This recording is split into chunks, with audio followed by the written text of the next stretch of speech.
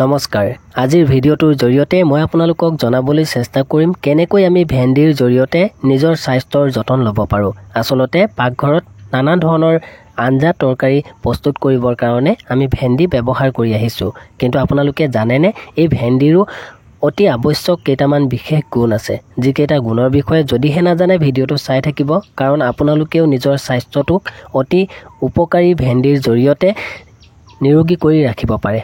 কেনেকৈ ভেন্দি সেৱন কৰিব লাগে বা কেনেকৈ খাব লাগে, এই ৰেচিপিটো কেনেকৈ প্ৰস্তুত কৰিব লাগে সকলোখিনি জনাম ভিডিঅ'টোৰ মাধ্যমেৰে। আশা কৰোঁ ভিডিঅ'টো সম্পূৰ্ণ শেষলৈকে চাব। তেন্তে বলকচোন দেৰি নকৰি ভিডিঅ'টো আৰম্ভ কৰি লওঁ। আপুনি বাৰু কেতিয়াবা ভেন্দিৰ পানী সেৱন কৰি পাইছেনে, বা এই পানী সেৱন কৰিলে আমাৰ স্বাস্থ্যৰ কাৰণে কেনেধৰণৰ উপকাৰিতা আমি লাভ কৰিব পাৰোঁ তাৰ বিষয়ে গম পাইছেনে? বন্ধু বান্ধৱীসকল, আজিৰ ভিডিঅ'টোত মই আপোনালোকক ভেন্দিৰ পানীৰ জৰিয়তে আমি কেনেধৰণৰ উপকাৰিতা লাভ কৰিব পাৰোঁ বা আমাৰ স্বাস্থ্যৰ কাৰণে কেনেধৰণৰ উপকাৰিতাসমূহ আমি ভেন্দিৰ পানী সেৱন কৰি লাভ কৰিব পাৰোঁ তাৰ বিষয়ে জনাবলৈ চেষ্টা কৰিম।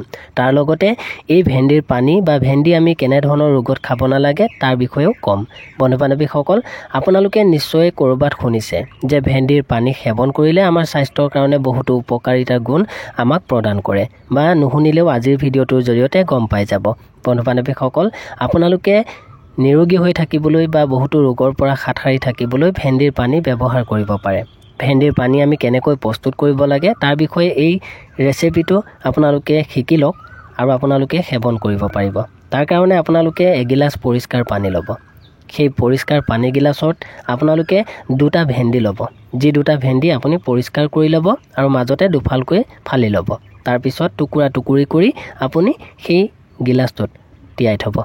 আপুনি সেই কাটি লোৱা ভেন্দিৰ টুকুৰাখিনি পানীত দিয়াৰ পাছত সেই পানীখিনি ৰাতিটোৰ কাৰণে তিয়াই থৈ দিব।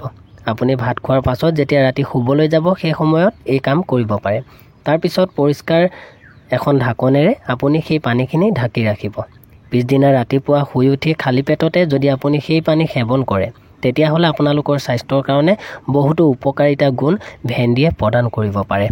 এতিয়া জানো আহক ভেন্দিৰ এই পানী সেৱন কৰিলে আমি আমাৰ স্বাস্থ্যৰ কাৰণে কেনেধৰণৰ উপকাৰিতা লাভ কৰিব পাৰোঁ।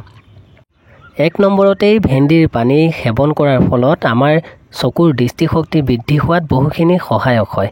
দ্বিতীয়তে হৃদযন্ত্ৰ ভালে ৰাখিবৰ কাৰণেও আমি ভেন্দিৰ পানী সেৱন কৰিব পাৰোঁ।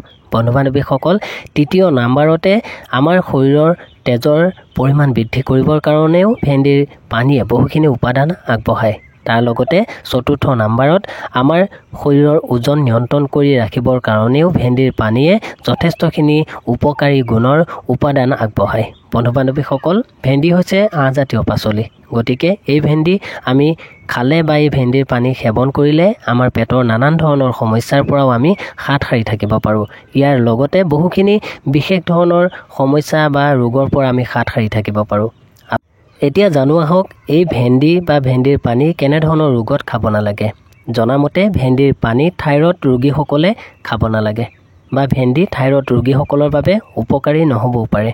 তাৰ লগতে যিসকল ব্যক্তিয়ে জটিল ৰোগত আক্ৰান্ত হৈ থাকে বা ডক্তৰৰ চিকিৎসাধীন হৈ থাকে, তেওঁলোকে ডাক্তৰৰ পৰামৰ্শ অনুসৰিহে ভেন্দিৰ পানী বা ভেন্দি সেৱন কৰিব লাগে।